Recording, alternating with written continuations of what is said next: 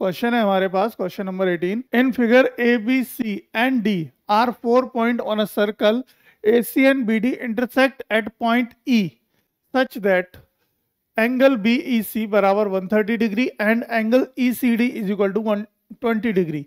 Find angle B A C. हमें B A C angle निकालना है इस क्वेश्चन के अंदर।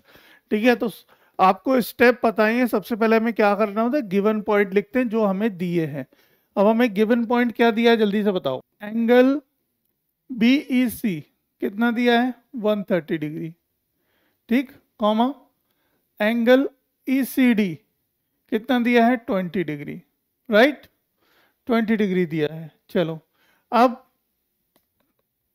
टू फाइंड, निकालना क्या है बेटा, निकालना क्या है हमें, angle B A C. B A सी निकालना है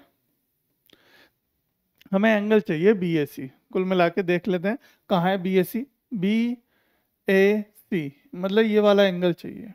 राइट, ये वाला एंगल चाहिए। देखो बी सी यहाँ पर क्या है, बी सी है एक कॉर्ड।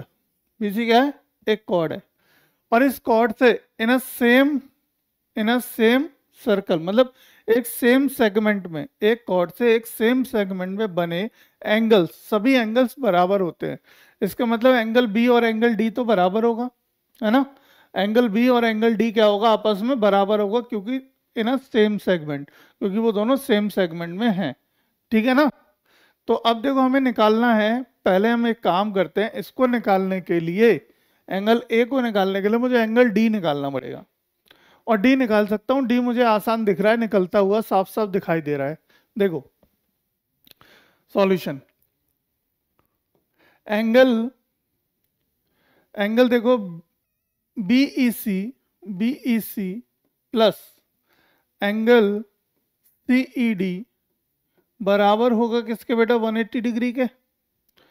क्योंकि क्या है ये, linear pair of angles, linear pair angle, linear pair angle है, इसलिए इनका जो सम होगा वो 180 डिग्री के बराबर होगा।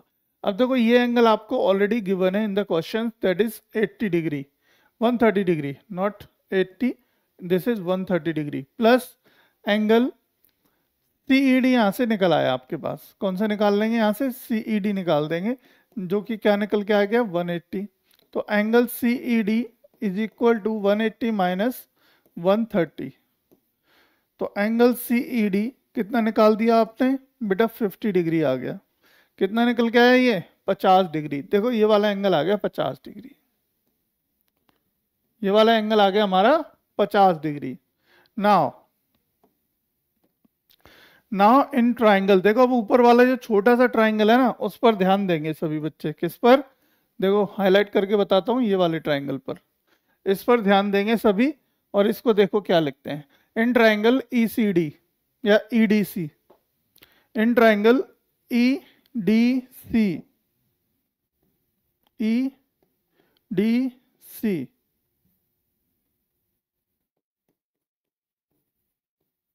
In triangle EDC, EDC triangle में हमें क्या दिख रहा है, देखो एंगल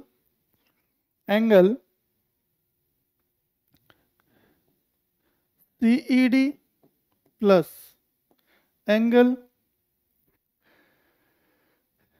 ईडीसी प्लस एंगल जो दिया है ईसीडी,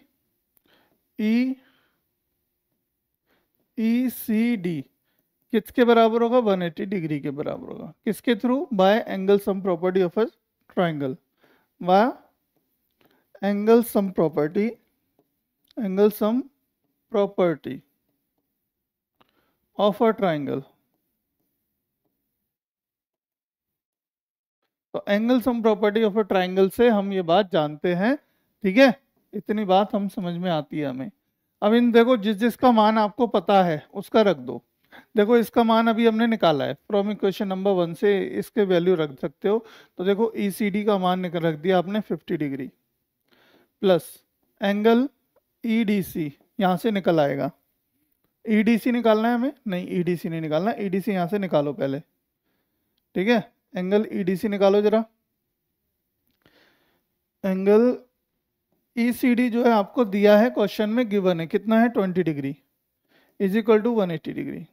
अब देखो इन दोनों को सम करो, कितना हो गया, एंगल EDC बराबर आ गया कितना 180 माइनस 70, 180 माइनस 70, तो ये कितना हो गया, एंगल EDC निकल के आ गया बेटा आपका कितना 110, 110 निकल के आ गया, कितना आ गया 110। बट हमें ये नहीं चाहिए, हमें एंगल तो दूसरा निकालना है, कौन सा, एंगल BAC।